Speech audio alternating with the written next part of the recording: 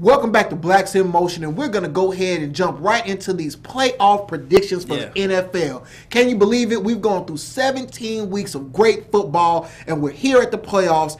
And Blacks in Motion, me and Caesar, we're ready to give you our playoff predictions. So we're going to start off in the AFC, and we're going to start with the Indianapolis Colts visiting the Baltimore Ravens. Now, you're talking about compelling. We're looking at hodgepodge or whoever what's-so-names outside of Andrew Luck in the Colts. I mean, it's hard to name some of the other players on the team, let alone, you know, the fact that they have 10-plus wins or 10 wins. That's crazy. Are you serious right now? Going into Baltimore, a stalwart in the AFC playoff picture.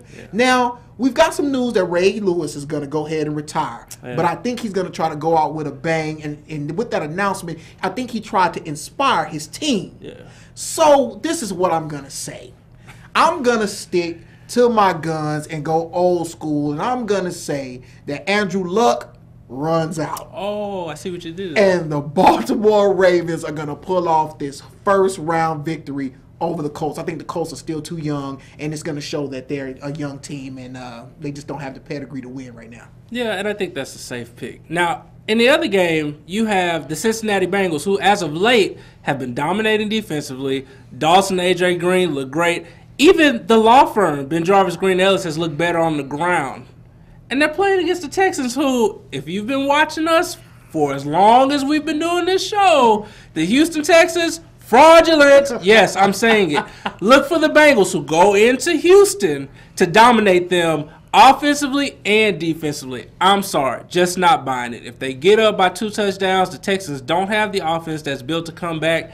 And if they don't get that ground game going, where Cincinnati has really been stuffing the run lately, I just don't see it. The secondary is weak, and A.J. Green should have a field day. I like the Bengals in what should be an upset, but really we know Houston, again, fraudulent. Not really that upset, that big of an upset in my eyes. Right.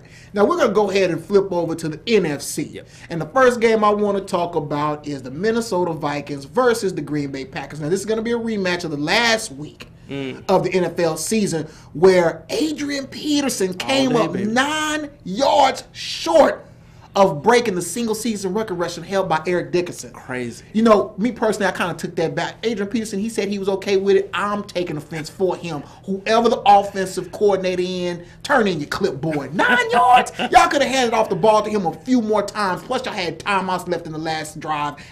Anyway, I'll say this. Unfortunately, I think, you know, Adrian Peterson can do it all day, but this day is going to come up a little bit short. Why? Because I still trust Aaron Rodgers and the multiple weapons that he has over there in Green Bay. Only thing that the Green Bay Packers have to do is play a little bit inspired and enthusiastic on defense. And if they can plug just a few of those holes so Adrian Peterson can't dance, look for the Green Bay Packers to go ahead and advance to the next round of the playoffs again. The Minnesota Vikings had to work real hard and make a valiant effort to get into the playoffs, but that's about all they're going to have, and that's all the success they're going to have. Look for the Green Bay Packers to advance. And in the other matchup, it'll be Seattle going to face the wishful thinking. The Washington Redskins. Washington Redskins, RG3, and yes, the other rookie that most people don't talk about, Alfred Morris, who not only broke Clinton Porter's single-season rushing record for the Redskins, but has really dominated that ground game with his dual everything quarterback, RG3. They're going to be formidable. They're playing at home. They're good at home. Now, here's the thing, though. Seattle, they get Mr. Browner back in the second year to place with Mr. Sherman. Those two guys are huge, physical cornerbacks who smack around wide receivers. And, I mean, we're talking about Hankerson, Santana Moss. I give some love to Pierre Garçon because he's definitely been good. But I look for those guys, that front seven in Seattle. I look for them to really stop that pistol. I look for that secondary to beat up on those receivers. And offensively, Marshawn Lynch. Beast mode. I mean, he finished second in rushing behind Adrian Peterson. He rushed for over 1,500 yards. Russell Wilson, guy doesn't make mistakes. Broke Peyton Manning most touchdowns for a rookie quarterback. Wide receivers, they may not be household names, but they get the job done. I'm looking for Seattle to go into Washington and roll and look to face whoever they come up against, because I really like Seattle. That's going to be a little pick that I share with y'all in the future. Look for Seattle to beat Washington. Look for Green Bay to hit Minnesota, Bengals over Houston, Ravens over Colts. That's our wild card weekend preview. Stick with us. We'll give you our Super Bowl picks, and we'll give you our awards for the NFL season. This is Blacks in Motion.